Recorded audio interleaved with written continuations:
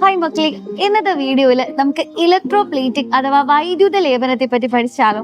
നമ്മൾ വീട്ടിൽ rolled gold ornaments ഒക്കെ യൂസ് ചെയ്യുന്ന പലരും ഉണ്ട്. ഇപ്പൊ നമ്മൾ ഒരുപാട് ഭംഗിയുള്ള ഓർണമെന്റ്സ് ഒക്കെ കാണാറുണ്ട്.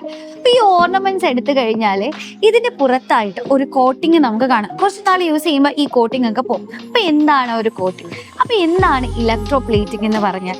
ഒരു മെറ്റലിന്റെ മേൽ വേറൊരു മെറ്റലിന്റെ ഒരു തിൻ കോട്ടിംഗ് തീർക്കുന്നതിനെയാണ് നമ്മൾ ഇലക്ട്രോപ്ലേറ്റിംഗ് അഥവാ വൈദ്യുത ലേപനം എന്ന് പറയുന്നത്. ഫോർ എക്സാമ്പിൾ, നമ്മുടെ കയ്യിൽ ഒരു ഇരുമ്പ് വള, ഒരു അയൺ ബാങ്കിൾ ഉണ്ടെന്ന് വിചാരിക്കാം. നമുക്ക് അയണിന്റെ മേലെ കോപ്പർ എന്ന മറ്റൊരു മെറ്റൽ കൊണ്ട് പ്ലേറ്റ് ചെയ്യണം. നമ്മൾ ഏത് പ്രോസസ്സാണ് എടുക്കുക? ഇലക്ട്രോപ്ലേറ്റിംഗ് അഥവാ വൈദ്യുത ലേപനമാണ് ഇവിടെ ചൂസ് ചെയ്യുക. അപ്പോൾ ഇവിടെ ഒരു എക്സ്പെരിമെന്റൽ സെറ്റപ്പ് ഒക്കെ നമ്മൾ റെഡിയാക്കി വെച്ചിട്ടുണ്ട്. ഇവിടെ നമ്മൾ ഏത് മെറ്റലിനെയാണോ നമുക്ക് ഇലക്ട്രോപ്ലേറ്റിംഗ് ചെയ്യേണ്ടത് അല്ലെങ്കിൽ വൈദ്യുത ലേപനം ചെയ്യേണ്ടത്, അയാളെ നമ്മൾ ബാറ്ററിയുടെ നെഗറ്റീവ് ടെർമിനലിലേക്ക് കണക്ട് ചെയ്യും. ഇനി ഏത് മെറ്റൽ കൊണ്ടാണോ, ഏത് ലോഹം കൊണ്ടാണോ പ്ലേറ്റിംഗ് ചെയ്യേണ്ടത്, അയാളെ നമ്മൾ ബാറ്ററിയുടെ പോസിറ്റീവ് ടെർമിനലിലേക്ക് കണക്ട് ചെയ്യും. സോ ഇവിടെ അയൺ ബാങ്കിളിനെ ബാറ്ററിയുടെ നെഗറ്റീവ് ടെർമിനലിലേക്കും നമ്മുടെ കോപ്പർ മെറ്റലിനെ ബാറ്ററിയുടെ പോസിറ്റീവ് ടെർമിനലിലേക്കും കണക്ട് ചെയ്തു. ഇനി ഇവിടെ സ്വിച്ച് ഇട്ട് കഴിയുമ്പോൾ റിയാക്ഷൻ നടക്കും.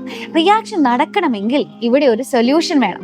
സൊല്യൂഷൻ എടുക്കുമ്പോൾ ശ്രദ്ധിക്കേണ്ട കാര്യം, ഏത് മെറ്റൽ കൊണ്ടാണോ നമ്മൾ ഇലക്ട്രോപ്ലേറ്റിംഗ് ചെയ്യുന്നത് ആ ലോഹത്തിന്റെ സാന്നിധ്യം അടങ്ങിയ സൊല്യൂഷൻ എടുക്കണം. ഇവിടെ ഏത് മെറ്റൽ കൊണ്ടാ?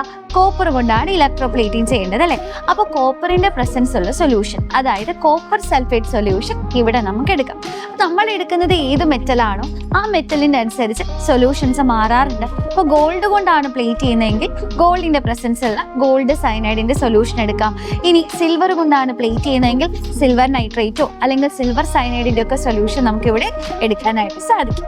വളരെ ഇമ്പോർട്ടന്റ് ആയിട്ടുള്ള ഒരു ടോപ്പിക് ആണ്. വീഡിയോ ഇഷ്ടമായെങ്കിൽ ഫ്രണ്ട്സിന് എല്ലാവർക്കും ഷെയർ ചെയ്ത് കൊടുക്കാം. All the best.